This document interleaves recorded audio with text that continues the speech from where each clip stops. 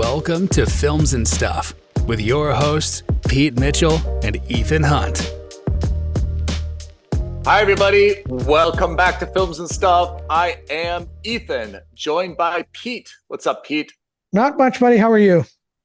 Every episode, I usually introduce you by a little nickname. Today, I could not come up with one fast enough. That's fine. However, today is a very special episode. We are talking about labor unions, the strikes, and I'm going to call you the strike breaker because I think you've got a better handle on SAG, WGA, all the different acronyms, what's going on, why we should care more. Yeah. Well, I don't know if I've got a better handle, but I've got a handle, and I think we'll use let's say our professional life experience and expertise, whether that's in business or in law, to talk about why these things matter and what are potential, let's say, breaking points. But it should come to no surprise for those of us who haven't been living under a rock. At the moment, there are two concurrent strikes in Hollywood. The Writers Guild of America, along with SAG AFTRA, which is basically the Screen Actors Guild. Mm-hmm. Now, the writer strike, I think, is a little bit more contentious than the Screen Actors Guild strike. And I'll tell you, we'll talk about why that is. Or maybe not contentious, but it's certainly, I think, more impactful than the SAG strike because SAG affects actors who work in Hollywood, whereas the union in the UK, for example, is Equity, and Equity is not on strike. In this case, Equity is not allowed to strike with SAG because it's against the law in the UK to have strikes for partner unions that aren't your own. So it's not possible. So makes sense. A lot of actors are being accused of crossing the picket line because what they're doing is they're working but using equity contracts for equity produced shows. So for example, even though SAG is on strike and not almost all of currently in production or in filming shows in America are shut down, in the UK, House of the Dragon season 2, for example, is continuing. Oh, that's interesting. It's a UK production, even though it's owned by Hollywood. Yep. It's a UK production, and they're being done under the Equity Union, and Equity is not on strike. Interesting. Exactly. That's super interesting. Let's break this down from the beginning because so we've got WGA, which is the Writers Guild. Who is included in the Writers Guild? Who is not in the Writers Guild? So effectively, the Writers Strike and the Writers Guild of America is anyone who is a author or a writer of a screenplay, of a script, of a treatment, anyone who's basically tangentially. And for the purpose of this argument, we're really only focusing on those who are involved in Hollywood. It's not that writers across America are on strike. We're talking specifically about those who work in Hollywood, which is to say, writers of screenplays, writers of things like that. Yeah. Effectively, there are three sides, okay? There's the writers, which is the WGA. You've got the actors, which is SAG AFTRA. Yep. You have what is called the AMPTP. Alliance of Motion Picture and Television Producers. There you go. For the sake of argument, we're not going to call them the AMPTP. We're just going to call them the studios because they're effectively representing all the different studios. Yep. What's important to note is that the writer strike and the SAG strike is going on concurrently. We almost had a three-way strike with the director's strike, but the directors were able to negotiate a deal basically in the last minute. The reason that's very important and the reason why the AMPTP were hoping to do that is because, generally speaking, they were going to use the deal that the directors got as a benchmark for everybody else. for both actors and writers, a lot of the issues that are, causing the strike are common. One is artificial intelligence, and two is residuals based on streaming. Yeah. So let's talk about the writer's strike. Let's talk about writers first. So the last time the writers struck was in 2007, 2008. Yep. That strike lasted, I think, 3 months. 93 days. The writers want a few things, and this, they obviously want a lot of things. And this is not a judgment as to whether I think they're right or wrong. No editorializing. We're just telling you the main points. The main points are they want movies that are released on streaming services to be treated as theatrical releases. Mm-hmm. They want guaranteed numbers of script rewrites and payments for said rewrites. For shows, they want a minimum number of writers for every show based on the number of episodes that TV show is going to have. They want a minimum number of weeks of work guaranteed based also on the number of episodes of that show. The two other big things, the residuals, they want it to be based on global subscriber numbers. So really international numbers, not just domestic numbers. Yeah. They want the residuals to be based on actual viewership numbers and statistics. And they want to ban the use of artificial intelligence wholesale. You're not allowed to use AI for anything. So that's what the writers want. Of course, as you'd expect, the studios are okay with some things. They're not okay with this. So the studios want to increase the residuals for movies released in streamers only if those movies are budgeted at more than $40 million. They've implemented a set of rules for showrunners. The concept of a showrunner is effectively when you have a writer, the writer's job used to traditionally be, I write the script, I finish up the script, I modify the script as is necessary, and then my job is done. Mm-hmm. But in modern days, writers have become a little bit more involved with other aspects of the filmmaking and the TV making process. So not only are they writing the script, but they're acting almost as de facto producers. So they're staying on, they're watching the productions happen. They're giving their 2 cents as to what an actor should say or how the actor should say what they're supposed to be saying. They're providing inputs. They're modifying scripts then and there, they're improvising. So the role has become a little bit more all-encompassing. It's no longer limited to a writer's room. They're also now a part of the set. And when they're a part of the set, sometimes that means they're also directing episodes. So it's not unheard of for writers who become showrunners to actually run the show. That's literally why it's called showrunning. Mm-hmm. And based on that, the studios will say that, listen, I understand that you're, as a member of the Writers Guild, you're not allowed to write scripts anymore. That's fine. But show running isn't just about writing a script anymore. It's about directing. It's about helping with production, blah, blah, blah. So they have a list of what's called A through H duties. It's basically a list of like these 6 to 8 different duties that they have to continue doing, according to the studios, regardless of the strike. So studios don't think that these A through H duties would constitute breaking strike rules, whereas the Writers Guild believes that it would constitute breaking the strike. So, showrunners are in between a rock and a hard place because... So they're kind of caught in the middle. They're either going to piss off their employer or they're going to piss off their union. Exactly. Netflix will definitely want the Duffer Brothers to continue showrunning Stranger Things. Yeah. But that may not be possible because the Duffer Brothers, once Stranger Things is done, they're part of the union. They don't want to piss off the Writers Guild. Right. So that's the writer strike. So let's talk about residuals. So the term residuals basically means once you write a script, you get paid for writing that script. But then every time the show is on air, you get paid for that as well, right? So like, for example, the actors for the Friends TV series, right? The sitcom. Yep.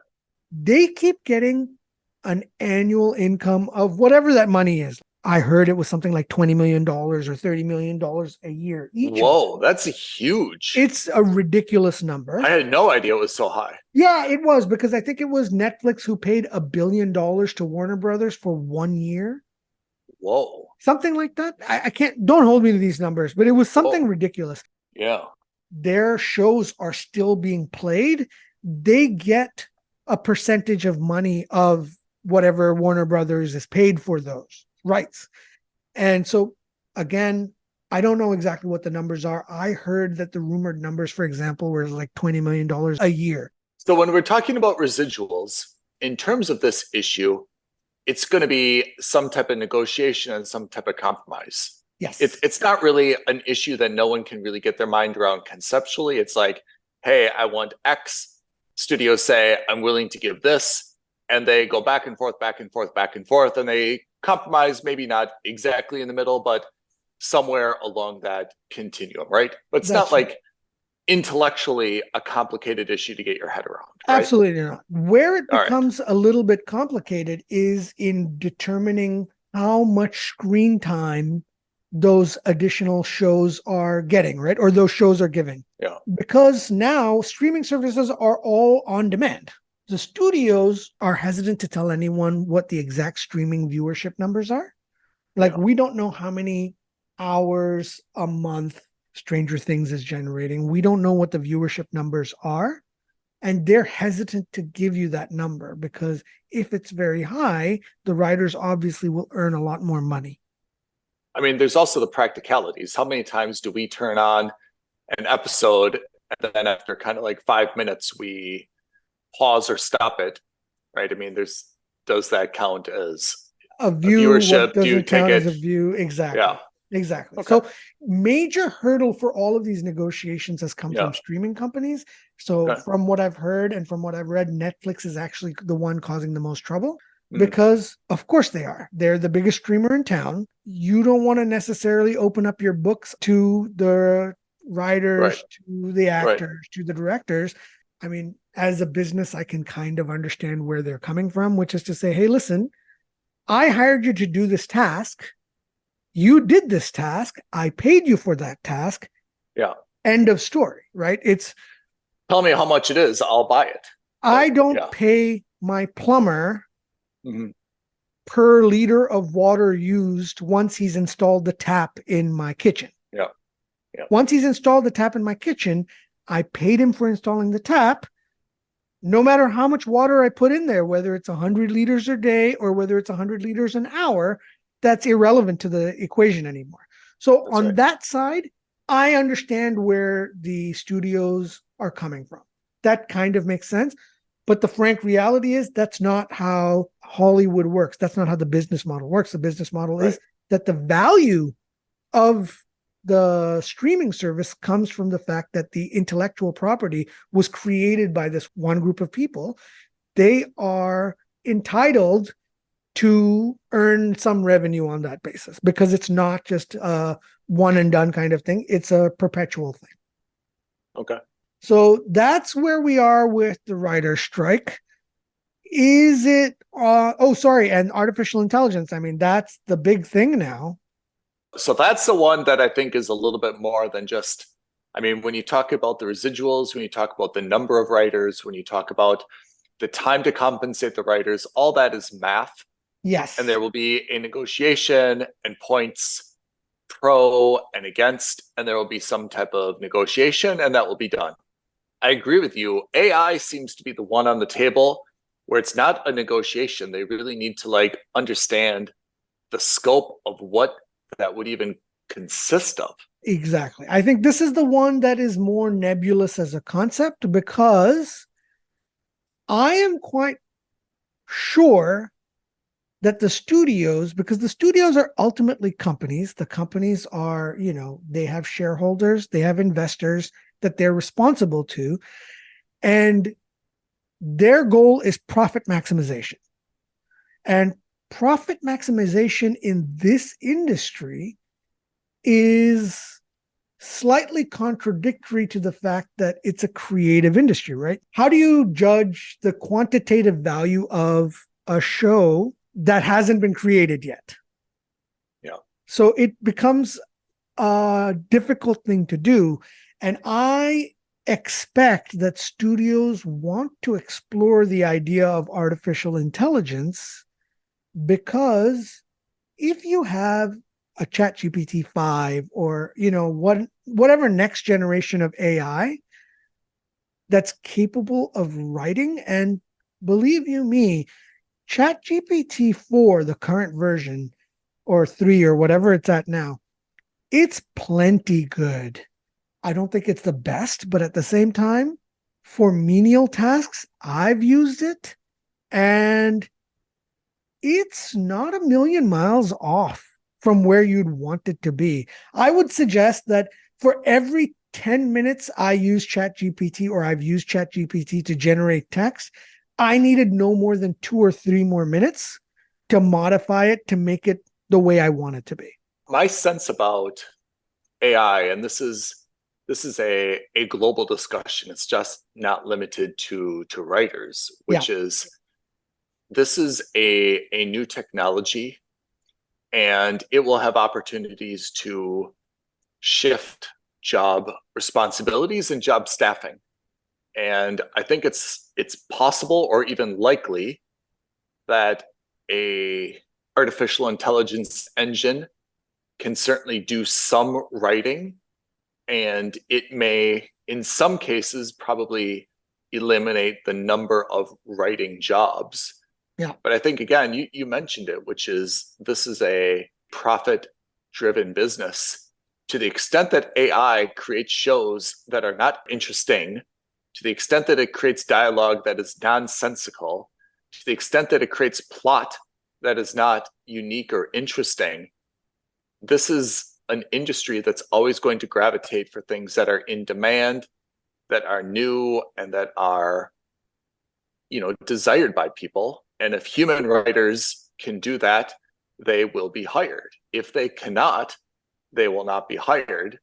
So this is a potential shift. But to be honest, there's not any single career in the world that artificial intelligence, or let's say technology, cannot in some cases change it, right? Whether it's doing research as a lawyer, whether it's doing calculations as an investment banker, whether it's doing procedures as a surgeon, whether it's flying an airplane at cruising altitude as a pilot, there is no single profession that's probably immune to technology supplementing it. So I think that to deny AI is being ignorant to the future. I mean, at the same time, maybe there needs to be some parameters around it, but I don't think it should be viewed as only a threat. It's just a technology that's somehow going to be integrated in the creative process. Or maybe it can't. I mean, AI is certainly strong enough to create episodes in movies right now. It just can't create anything of value. It can't create a cohesive, unique, interesting, non-copyright infringing plot.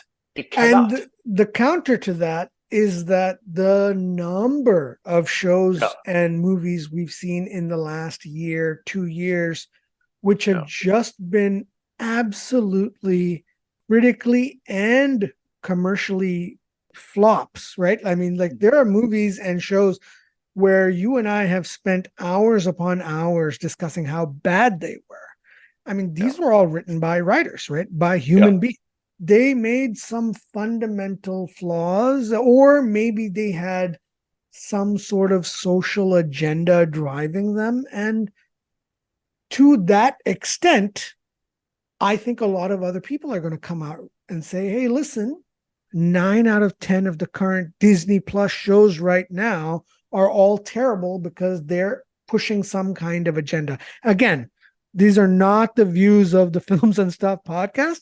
I'm just saying that there are people out there on both sides of the spectrum, on any side of the spectrum, which are going to come out and say that that's what Hollywood is all about. Is it's about promoting ideologies.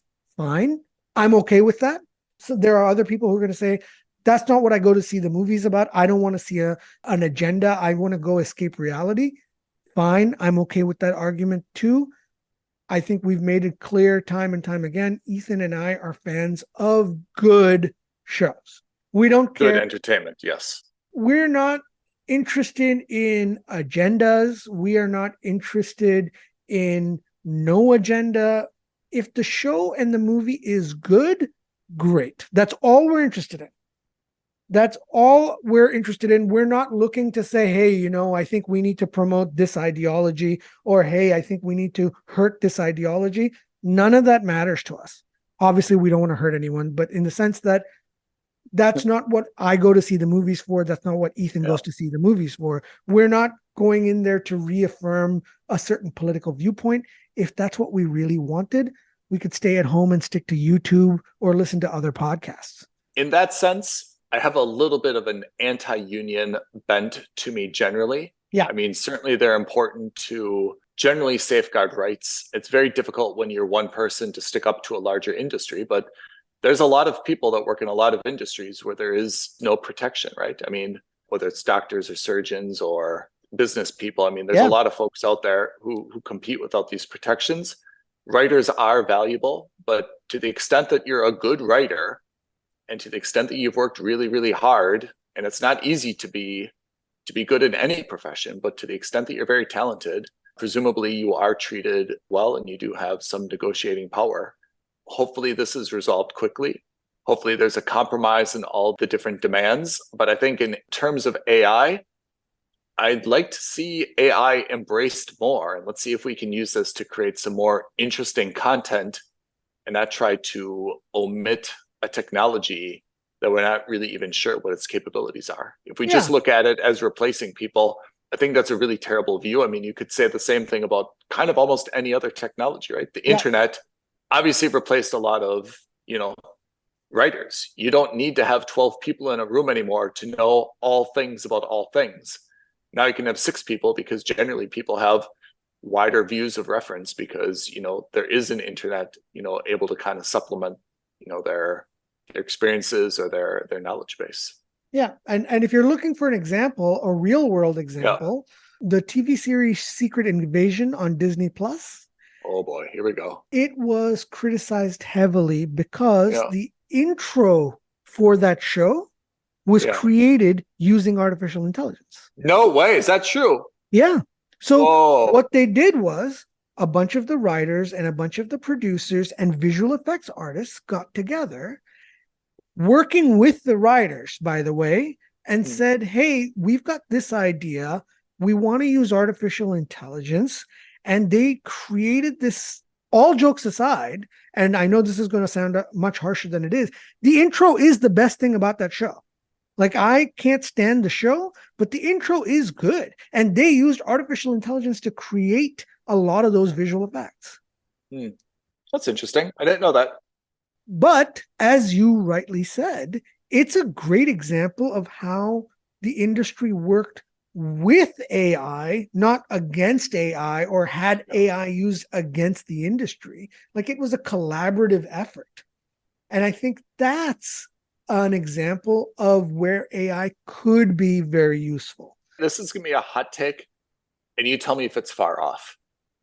In the history of the world, and we've just come from seeing Oppenheimer, in the history of the world, it is only possible to suppress technology and advancement for so long. It is like a balloon that you hold underwater. Eventually, it will come to the surface. I agree. I totally agree. Can't put it back. Exactly. You can't put it back. And I think that in that regard, I'm with you. I think that it's foolhardy to try to put a blanket ban on artificial intelligence. The cynic in me, though, does think that these are corporations at the end of the day. Corporations are all in about maximizing shareholder value. That's the fundamental rule of what it means to be a corporation. So if Disney sees an opportunity to fire 11 writers and have one writer and a supercomputer AI, would they do it? I think they'd do it in a heartbeat. Let me flip it around to you, though. As a consumer, wouldn't you feel shortchanged if you are being fed content that's created by 11 people and it's so-so, rather than being given content that is specifically tailored for your interests and is actually better? That's the $64,000 question. Yeah.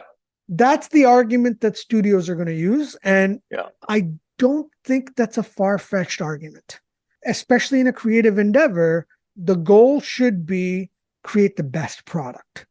And if the best product means you need to use AI, then by all means, use AI. Pete, let's imagine you come visit me in Dubai and I take you out for dinner.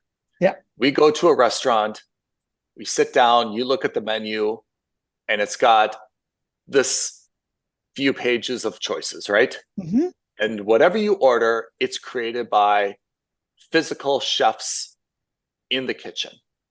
Or, and you're stuck, you've got to choose one of those things, whether it turns out good, whether it turns out bad. You may love it, and the next night we go back to the same place, order the same thing, and it's a little bit different. Compare that to the fact that we would go to a restaurant and it would be like the Samsung robotic chef. You would put in your preferences for different foods and ingredients and allergies, and it would create something that's bespoke for your palate, your dietary restrictions, what you like, the mood. And you could get something customized for you, and it will turn out the same every time you order it. Right. Wouldn't you think it's silly that you would go to a restaurant with humans that are cooking the same thing that you're stuck from the menu, rather than going next door and having something that's prepared for exactly the different tastes that you have? Yeah, look.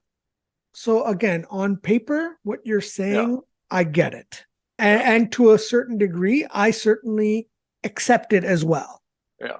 The question becomes a little bit more philosophical in nature, which is based on this Samsung chef that's able to create a bespoke dining experience for everyone everywhere from now on. What happens to those chefs and cooks and those sous chefs and those waiters, whoever? What happens to them? What happens to their value? I mean, Pete, before the advent of the dishwasher, there were probably people that were employed in the kitchen to manually wash and dry dishes. Yeah. And if you told anyone now, we have to get rid of dishwashers, it took away jobs, I think anyone would laugh at you and be like, that's nonsense. This can do it better. It can do it cheaper. Like, it's not value added work. Why would you get rid of dishwashers? It's better for everybody involved.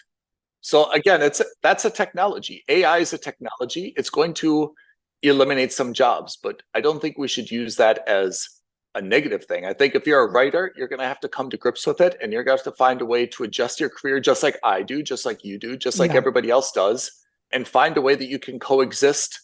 AI isn't autonomous. It doesn't just say, hey, we need another, Virgin River show. We need another, The Last Thing He Told Me show. Someone has to be behind it, giving it, the inputs and the ideas. Just like the menu, it has to say, like, look, create something that's beef, create vegetarian, create something that's gluten-free. Look, I think ultimately we're saying the same thing, but coming from the other side, which is ultimately there's going to have to be a compromise where they work with it, not a blanket ban. And even if they are able to successfully blanket ban it now, it's not going to stay this way forever. No.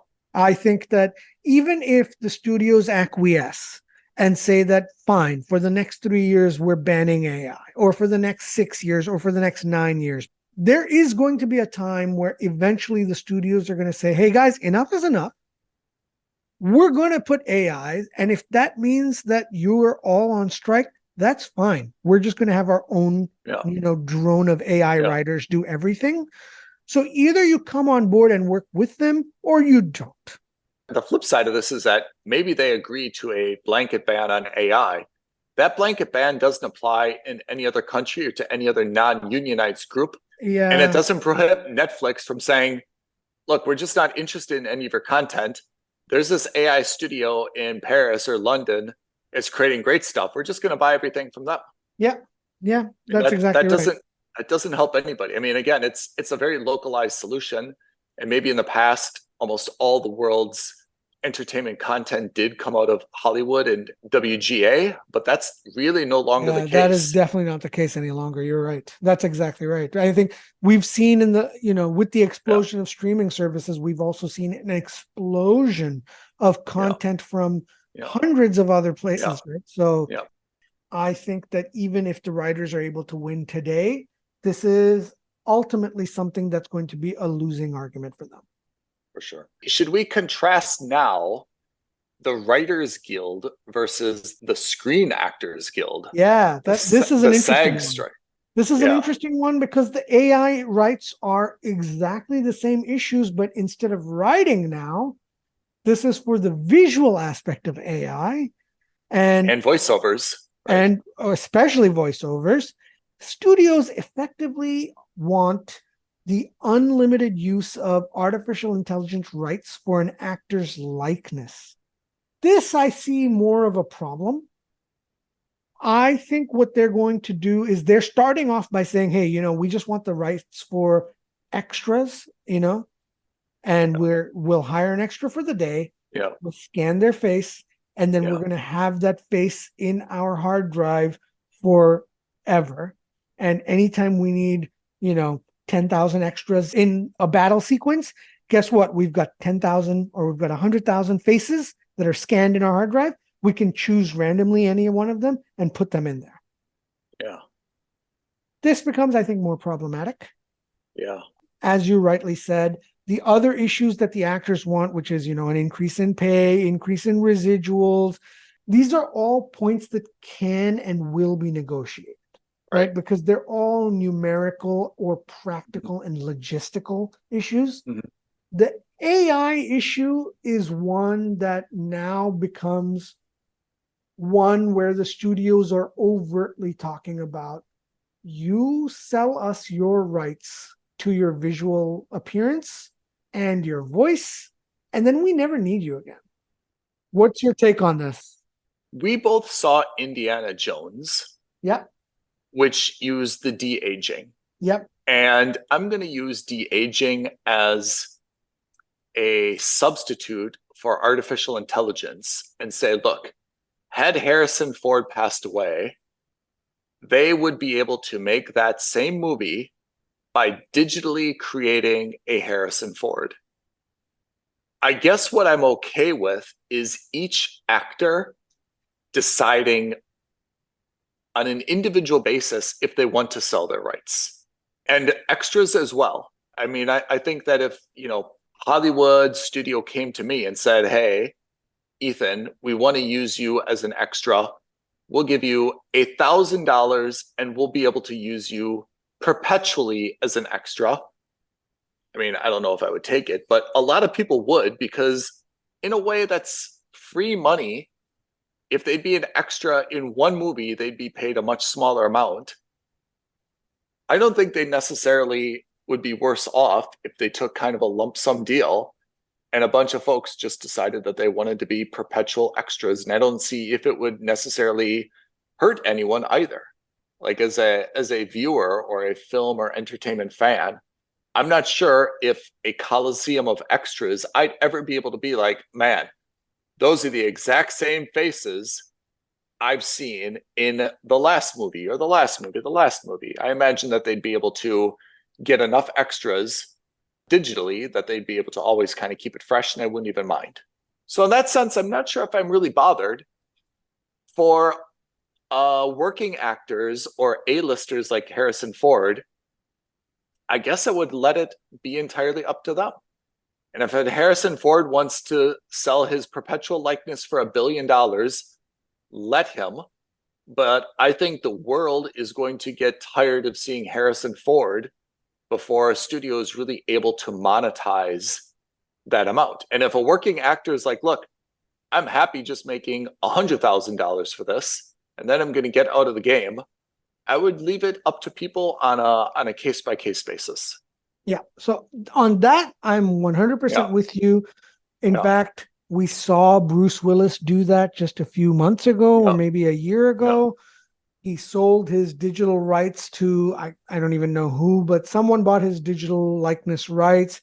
a company in Russia made like a commercial for a cell phone network, and he had not even been there, but they made a perfect likeness of Bruce Willis in that advertisement. So I'm with you. I think it becomes more problematic for what the studios are doing right now, which is to say, hey, this is what we want to do. We're going to pay you a day rate once, and then we're never going to pay you again, and you're never going to work for us again because we're going to use your likeness in perpetuity. Yeah. So this becomes maybe more of a business case to discuss, in the sense that if Disney wants to buy Ethan and Pete's visual likeness rights, you're welcome to do that. We're happy to talk about that. But, you know, you and I are savvy guys. I would never give them a perpetual license. I would think that's where the union should come into, folks, because even you and I would probably not be able to negotiate that license. Yeah. Like I would expect it would probably also be invalid that you can give a perpetual license to use your likeness that extends beyond your death. Right. I would expect that the union there would offer a lot of value, saying, okay, maybe you have it for perpetuity, which means until the end of the world, but these are the limitations. It has to be a feature-length film, right? You can't start using it in everything. It can't be Bruce Willis porn and a Bruce Willis commercial and a Bruce Willis pop-up on your browser. The union, I think, would need to be useful if it would say, but these are the parameters. You've got Bruce Willis forever, but he has to be the lead and a good guy in a feature-length film. You can't make him the villain.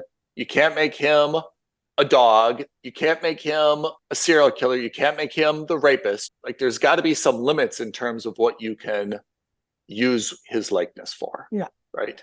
I would think that's where the union is useful. Yeah, I think you're right. I think this is, look, I know for a lot of our listeners, this is going to come off as us siding with the studios, but I think the reality is that we're not siding with anyone. We're just trying to be a little bit more pragmatic. Yeah. There are certain things that the studios are not going to acquiesce to. There are certain things the writers are not going to acquiesce to, or the actors are not going to acquiesce to. We understand that, and we appreciate that.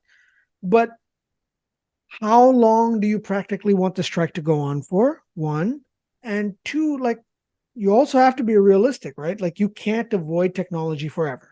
It's just not possible. I guess I have 2 points. One, take Tom Cruise.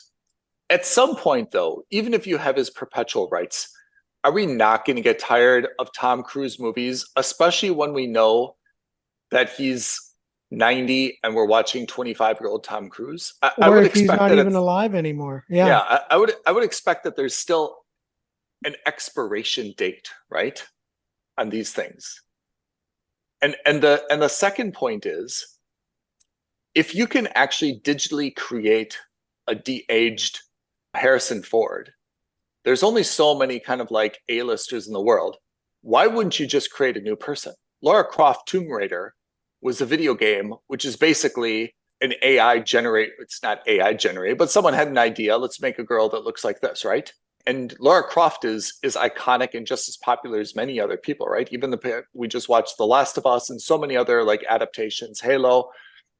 Rather than spend $1 billion to buy Harrison Ford, why wouldn't you just create a whole bunch of other people from scratch and do away with the Harrison Fords and be like, look, let's just test a bunch of these. This is a handsome guy. This is a handsome guy. This is a handsome guy. This is a beautiful woman. This is a beautiful woman. Let's see which one resonates with an audience, and let's just use that one. It seems to be much more cost effective, with the exception of a few cases, outliers of A-listers. And then the separate point is, if you don't like creating a character digitally, then how do you feel about animation, which is really the same thing? It's just doesn't look like live action, but it's certainly a fictitious person who isn't taking any salary whatsoever, right? Yeah. So do you remember that old film with Al Pacino where he creates a virtual actress? I think it was called Simone or something like that. I do. This is effectively where we're at Yeah. now. I think the difference is Yeah. that 20 years on, we actually have the technology to do that now. Yeah. The creepier movie was, remember the movie Her? Yes. Scarlett Johansson Yeah. as the voice, right? It was like And about, Joaquin Phoenix. yeah, like Yeah. where she plays like a Siri-like character. Yeah.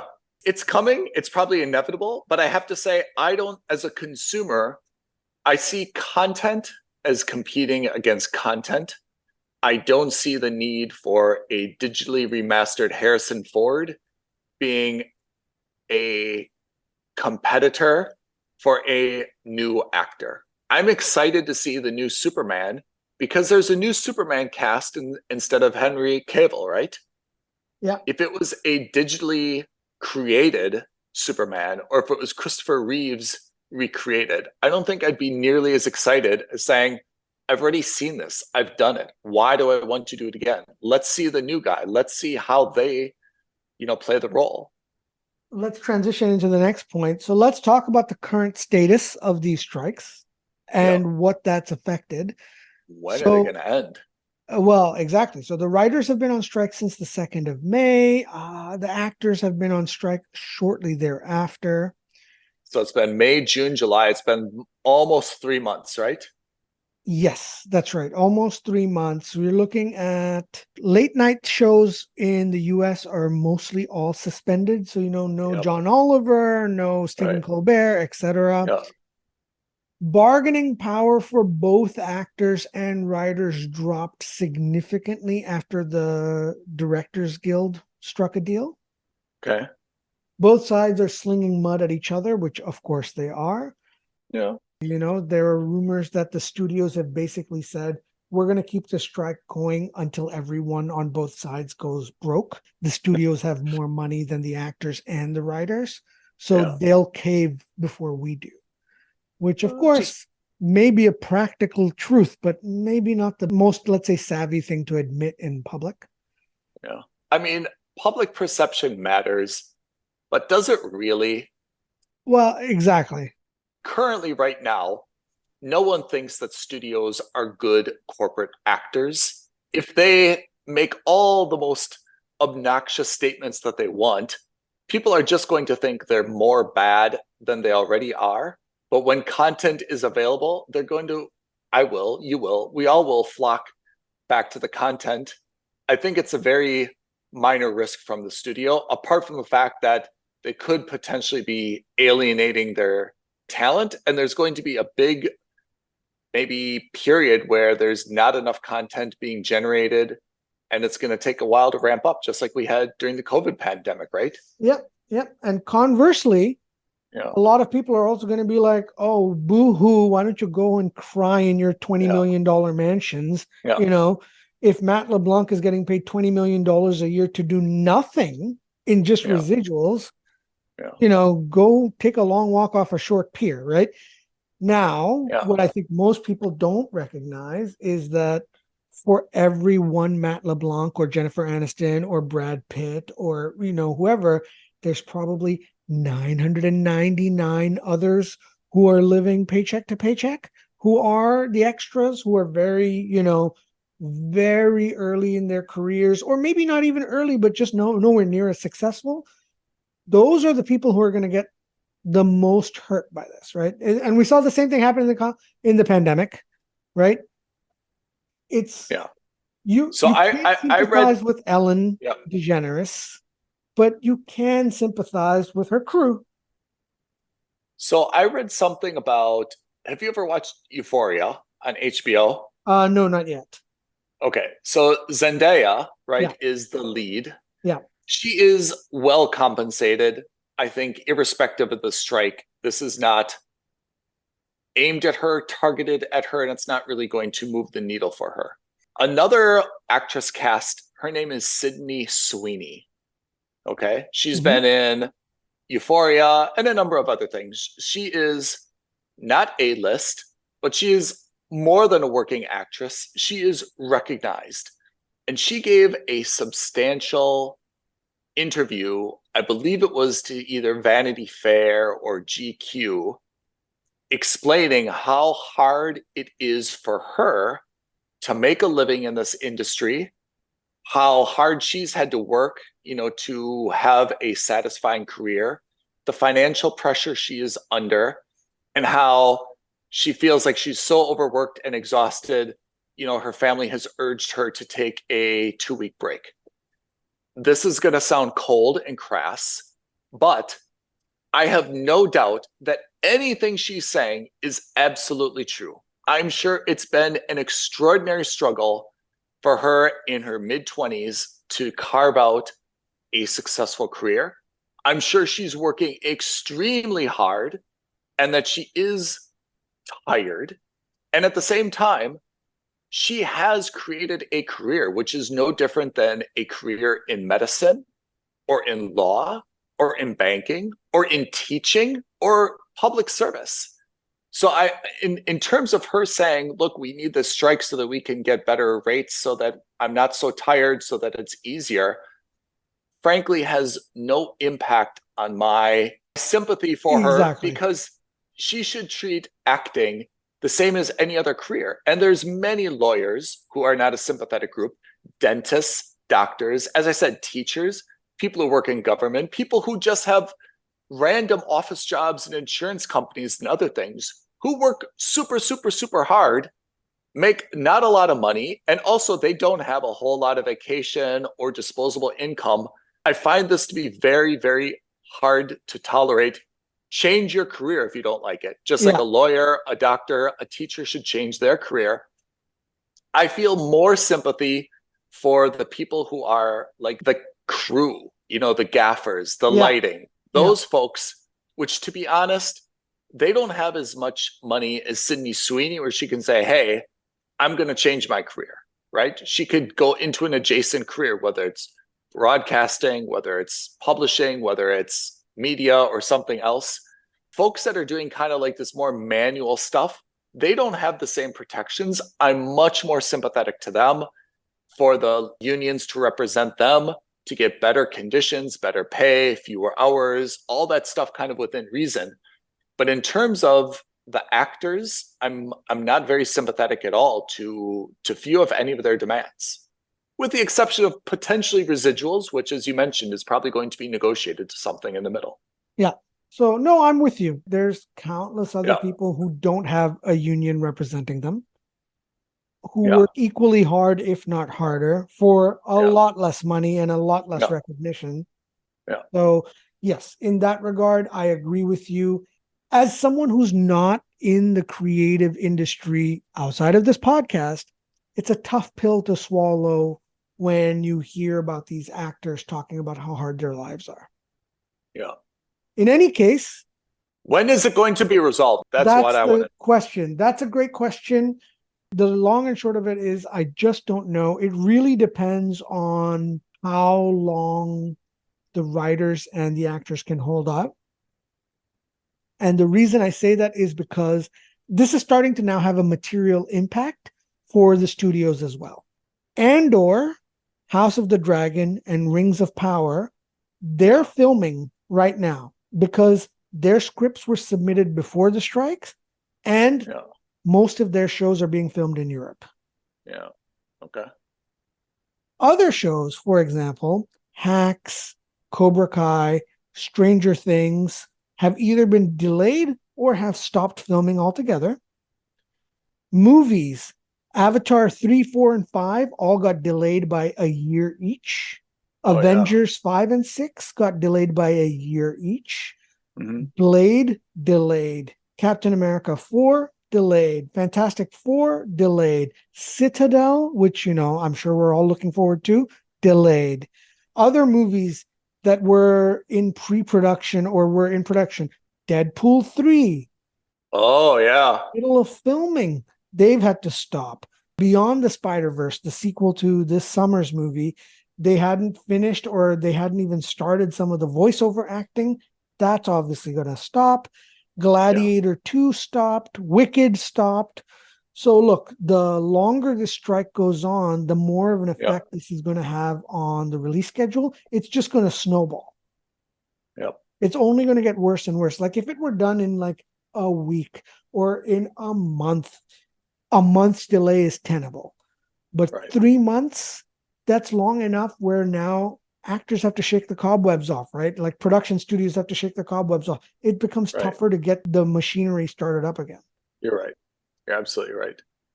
Yeah. The longer things are dormant, the more things can also impact them. There's nothing to say that the same location is going to be available when you're ready to start shooting again. Same location is available. The same actors are available. I mean, look. Well, the weather definitely changes. I mean, if you're shooting in Chicago, you got to get that done now, because if you wait 3 months, the weather in Chicago be in the middle of winter. Yeah. And not just that, like superhero movies, which is now a large chunk of film production, actors like literally starve themselves and work themselves out to look a certain way. How long can you expect Hugh Jackman to look the way he does, or Ryan Reynolds to look the way he does while they're on strike? Can I just make a very good point here, though? Well, I'll make the point. You tell me if it's very good. When we talked about kind of like digitally rendered actors, there's something to be said about watching an actor who's gotten particularly big or small for a role versus watching AI creating someone who's just ripped with muscles, or a woman who's super voluptuous. There's much less, I think, interest in something like that when you know it's just created and it's fabricated. Whereas seeing Thor, seeing Wolverine, and seeing someone like that, you're like, wow, that's impressive. Like, that person really got fit for this role, or that person really did this for that role. Yeah. They shaved their head, they grew a goatee, like all that physical transformation still elicits the oohs and ahs from the audience. Whereas if you just see a rendering of Bruce Willis with massive muscles, you'd be like, what's the big deal? A computer created that. Like, it's not interesting anymore. Seeing Tom Cruise run and do a stunt, the interest is that, like, dude, that guy's real. Like 50 and he's still doing it, or 60 and he's doing it. If you show this in 50 years and it's Tom Cruise running, you'll be like, ho hum. It's not actually a stunt anymore. It's just a digital rendering of him. There's also something to be said about replacement is different than a substitute, right? Yeah, I agree. I totally made that up. I'm not sure what it means, but you get it. No, but fundamentally, I agree with you in the sense that it's almost like the video gamification, right? Yeah. Why have Tom Cruise? You might as well put Mario in there, or, Sonic or somebody else. It's the same thing. That's right. Anyway, so that's the gist of it. At the time of recording, there are no signs of the strike letting up. Fran Drescher has really, as the head of the SAG union, has led the charge. I think public perception on average is probably meh, who cares? But for those who are even tangentially related, the studios are the ones who are looking in terms of PR are coming off as worse. But, again, to the average Joe, it's kind of hard to get on the side of Hollywood. I think the whole thing probably is, at least for me, a little bit ho hum right now. I think probably until we get to the autumn and we start to see some things like being canceled, like some announcements being made, whether it's by the union or by the studios. I think until that really hits and you say, hey, we were hoping to release this then, not going to happen. That's probably when it's going to hit you and I a little bit harder in terms of, well, this is starting to get annoying. Wrap this shit up and let's move on. Yeah, well, exactly. Public pressure is going to come up big time. The question is, who is that pressure going to fall on? If I had to put money on it right now, it's probably going to be the studios at this very moment. But again, there are no real winners to this argument. No one looks particularly good in this argument. Get ready for a lot more British television. Which I'm fine with, generally very high quality. So let's keep tabs on this. Maybe in like 2 weeks, we can check in on this again. If you guys have an opinion on the strike, if you think that, the actors are wrong, or if you think the writers are wrong, or if you think the studios are wrong, reach out to us. Let us know. We're genuinely interested. We're looking at this from a totally different, let's say, more pragmatic view. We're looking at this as content fans. We don't Yeah. have a dog in the fight, even though That's we're right. creating our own podcast. Frankly, you and I just love great films and movies and entertainment culture, right? We don't want anyone to get hurt. We just want this thing to be over, and we want to. Get back to doing what we love most, which is Yeah. talking about movies, right? So Should we sell our digital rights where people can create the Films and Stuff podcast without That's right. us? That's a real question, though. What would we do if, I'm going to make this up, Sony said, hey, we love your logo. Pretty cool idea. We'll digitally remaster everything. Let's just make it up right now. And not a binding contract. What amount would get us to take it seriously? what is the number? I don't know. God. If they emailed you and said, hey, Pete, love your stuff. Give us 100% of the rights to Films and Stuff, $50,000 US. No, 50,000. Get out of here. Would we at least have a conversation about it? Oh, yeah, you and I definitely would. We'd print it out and probably frame the email. But for Yeah. 50,000, are we doing that? I think we'd probably say no. If they said 5,000, you and I would both laugh and be like, haha, no. 50,000, we'd at least be like, no, but we wouldn't really laugh at it. We'd be like, hey, thanks for writing. Yeah. We could be convinced, but not that. Yeah. 6 figures, certainly we'd start talking very seriously. Yeah. 7 figures, I will sign the contract today. Well, thanks for giving away our negotiating leverage. That's it. Reach out to us, Sony. Listeners, if you have a number in mind, reach out to us. DM us on Instagram at Films and Stuff Podcast. You can tweet at us at F&S Podcast. You can email us aloha at filmsandstuffpodcast.com. But as always, the best way to get in touch with us is to like this video and leave a comment below and subscribe to our channel and hit the bell. All those things helps us out greatly. Thanks, Ethan. Thanks so much. Thanks, everyone. Have a lovely day ahead. And thank you for listening to me and Pete on Films and Stuff. Thanks, everyone. Bye, everyone. Thank you for listening to another episode of Films and Stuff. If you haven't already, please subscribe and review on Apple Podcasts, Spotify, or wherever podcasts are downloaded. Films and Stuff. There is no substitute.